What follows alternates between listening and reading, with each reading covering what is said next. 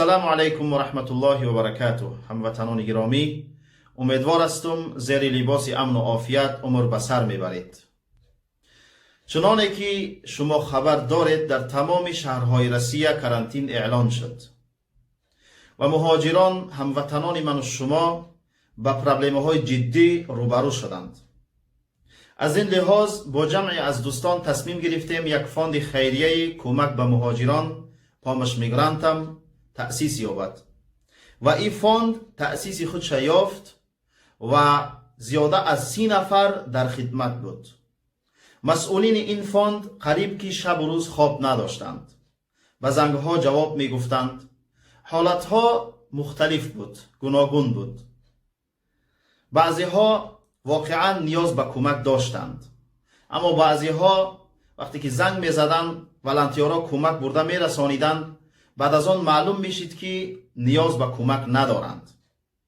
بعضی ها زنگ می زدند، ولنتیارها کمک می بردند، اما شخصی زنگ زده را در او خانه پیدا نمی کردند. خلاصه با تمام این مشکلات و این سختی ها هموطنان من و شما مسئولین این فاند در خدمت بودند و تا جایی که توان داشتند کمک کردند. متاسفانه هموطنان عزیز، ما مجبور هستیم این فاند بسته و پوشیده اعلان کنیم. البته سبب هایی که ما را مجبور میکنه که این فاند بسته و پوشیده اعلان کنیم گوناگون است. از جمله سبب هایی که ما را مجبور میکنه این است که در تمام شهرهای روسیه در روزهای آخر کرانتین پرزور شد و بعضی از ولنتیارای ما که در خدمت مهاجران بودند جریمه شدند. و دیگر از سببی که ما را مجبور میکنه این است که ما سلامتی ولنتیارا را کفالت داده نمیتونیم. امکان داره یکی از همین هموطنان من و شما از ولنتیارایی که در خدمت مهاجران هستند به همین ویروس مبتلا شوند. و دیگر از سببی که ما را مجبور میکنه این است که کمک قطع شد. کمک یعنی کمک فاند قطع شد. و وقتی که ما را کمک نکنند ما هم امکانات شما را کمک کردن نداریم.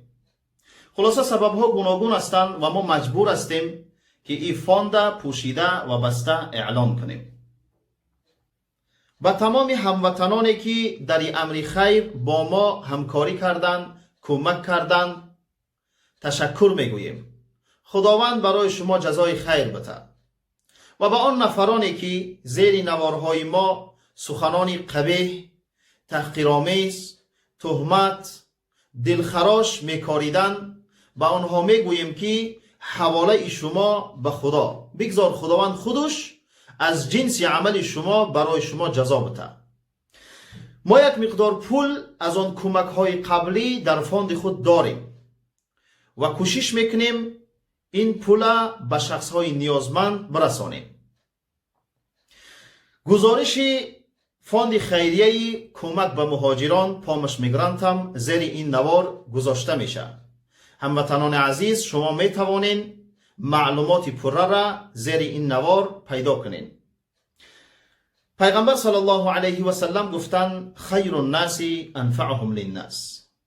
بهترین مردم شخصی هست که منفعت او، فایده او به دیگران زیادتر میرسد. باقی در حفظ الله پاک باشین و علیکم السلام و رحمت الله و برکاته.